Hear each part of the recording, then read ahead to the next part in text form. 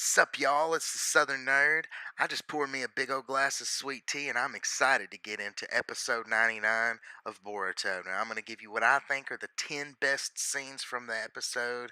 And if you agree with me, like the video, please. And if you're new to my channel, subscribe, please. You don't have to, but I'd love it if you did. Now, let's go ahead and get into this. At number one, we've got Konohamaru versus Jugo, and let me tell you, folks, I loved this beginning fight sequence. It was great. I mean, the knife show from Konohamaru was just excellent. It was classic. He was dodging, he was dipping, he was diving, he was dodging. Because if you can dodge a wrench, you can dodge a ball. Now, I love this little facial expression exchange that we got from Jugo, and then Konohamaru with a classic comeback. I can make the evil face too. Now, right here, Kanehamaru knew he messed up. He thought he was shucking and jiving just as fast as he needed to, but he didn't, and he gets launched. Cue comic. Wah, wah, wah. But he returns. He comes back, and then I love how he gets caught again, and he gives another funny little facial expression right as he's about to give up. He's had his chakra drained, and he's just about to just smack him in the face with his kunai, even though he knows it's not gonna hurt him at all. But still, he's not giving up with little to no chakra. He blasts him in the face with a Rasen gun. I mean, that was this pretty bad a move on Konohamaru's part. And that brings us to number two. We've got Bird Person here. No, Jugo, I'm still glad that he's a bird guy. I mean, he was a bird guy in Naruto, and that really gave him a down to earth feel with his curse mark. And he's also an environmentalist. And I love here how they're starting to kind of question if Jugo's even a bad guy at all. And then Jugo just flips the script on him. It's like, I don't got nothing to say to somebody who kills birds. So me and Jugo would have a very brief conversation. I would say, "Hey, how do you like your goose? Do you like it breasted and deep fried, or maybe grilled, wrapped in some bacon with some cream cheese and jalapenos?" I don't know, but he'd probably smack me in the face. With number three, we've got Mr. Tasaka not licking Jugo. I mean, I thought right here in this scene he was about to lick his hand or something and get real weird, but he didn't. And somehow later on he knew that the thing on the ground was a tranquilizer. How did you know that? Mm, because you licked it. And I just love that Boruto was surprised. Sarada obviously not so surprised, but I wasn't surprised. Why? Because you just lick it. At number four, we've got some character development for Boruto, the assistant Hokage in training, doing what a second command would for Hokage, stopping him from being honest with the citizens of the village and just kind of giving a little quick little cover up before we can get the full story. No reason to make him worry. I mean, I think that Shikamaru would be very proud of how Boruto handled that situation. Which brings us to number five. Mr. Tasaka has done some genetic testing on these curse marks and found out that they're not the same, which is really interesting because a lot of the curse marks in Naruto all stemmed from Jugo, like Sasuke's and all the other people that Orochimaru was infatuated with, wanted to get inside of their bodies. Whatever, whichever way you want to think about it. And then I love this foreshadowing, referencing of Boruto's eye. I just love it every time.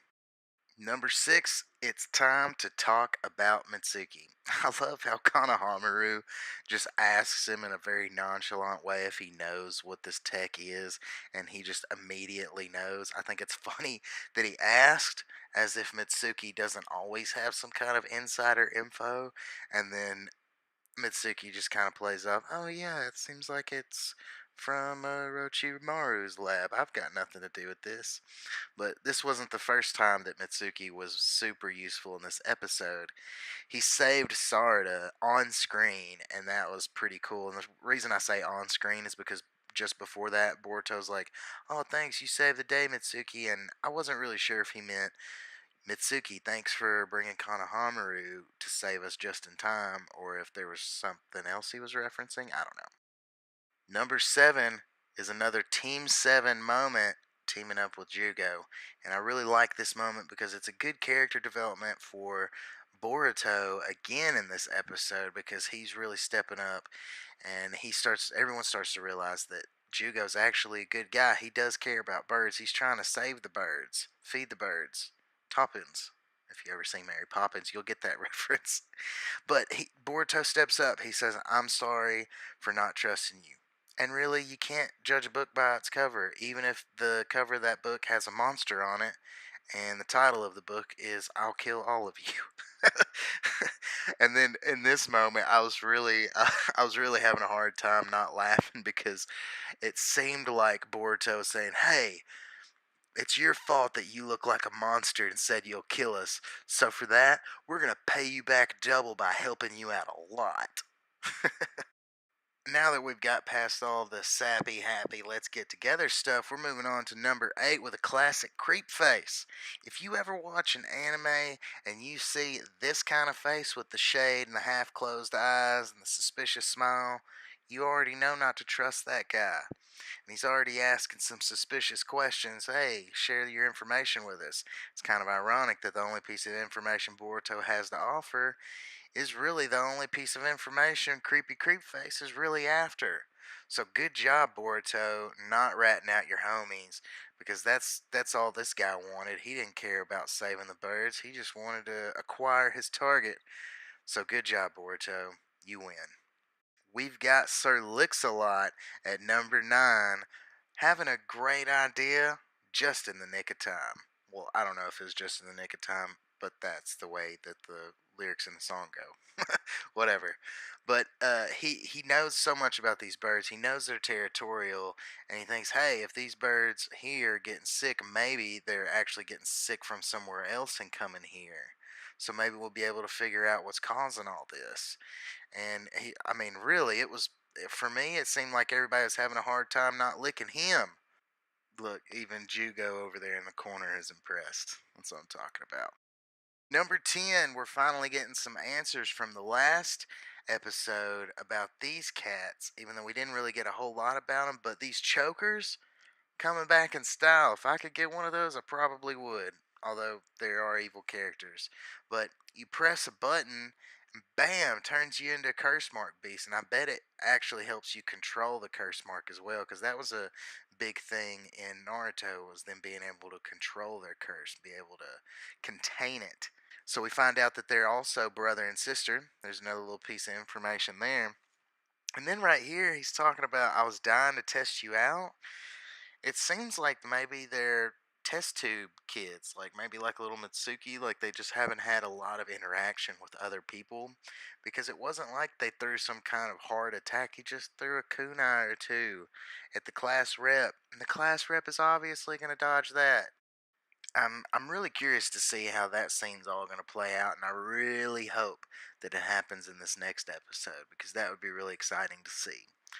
Now, no manga spoilers, but if you have a guess or speculation as to who those two little kids are with the chokers, let me know in the comments section down below. I'd love to spark a little conversation there just to see what y'all are thinking about it. That's going to be it for my episode 99 review of Boruto. Stay tuned next week. I'll be doing an episode 100 review, and later this week I'll be doing a Black Clover review.